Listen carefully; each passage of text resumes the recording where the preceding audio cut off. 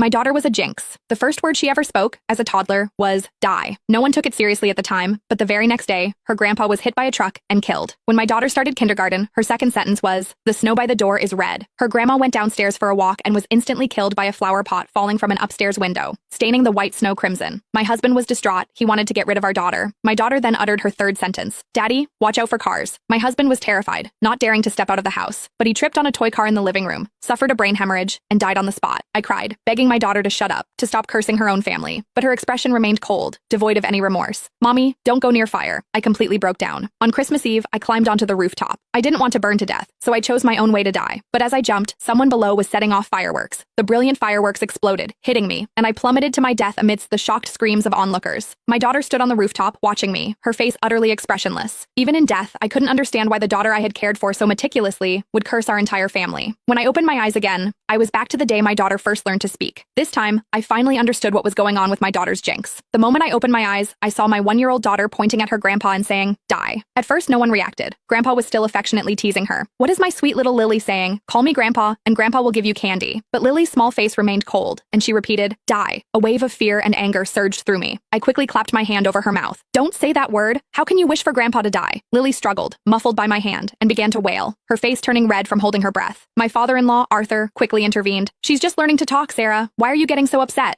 I pressed my lips together, my body trembling uncontrollably. "She's cursing you." Arthur paused, then laughed. "What are you talking about? She's so young. How could she possibly know what die means?" I didn't know how to explain, so I could only tell Arthur to be careful when he went out these days, especially to watch out for cars on the road. Arthur said he understood, but he didn't take it seriously at all. I repeated the warning to my husband David, who also laughed at me, saying I was overreacting. He looked at Lily tenderly, saying our daughter was anything but a jinx. He even tried to comfort me. "Sarah, are you having postpartum anxiety? Maybe you should take a break and let my parents take care of Lily for a while." A sudden chill ran through me. I immediately shook my head. No, absolutely not. What if Lily cursed someone else when I wasn't around? But a sliver of hope remained in my mind. What if the previous incidents were just accidents? I hadn't let Arthur leave the house for days, and I'd even put away all the toy cars. I was terrified of a repeat of what happened to David in my previous memory. After a few days at home, Arthur got bored. "I'm just going for a walk in the garden downstairs. Don't you worry about it." I warned him repeatedly not to go anywhere near cars, but Arthur still had an accident. He missed a step while going down the stairs, tumbling all the way down. His head landed precisely on a protruding nail. Arthur died on the spot. When the ambulance arrived, they immediately called the funeral home. My mother-in-law, Martha, knelt beside Arthur, sobbing uncontrollably. How could this happen? But her usually kind husband was gone forever, unable to hear her cries. David rushed back from work, his eyes immediately red with tears. Yet, he calmly contacted relatives and friends, preparing Arthur's funeral. I held my innocent daughter, overwhelmed by guilt and self-blame, but Lily remained perfectly innocent, as if nothing had happened. I pinched her cheek, making her look at me. "Lily, tell Mommy, why did you say that word? Why did you have to curse Grandma?"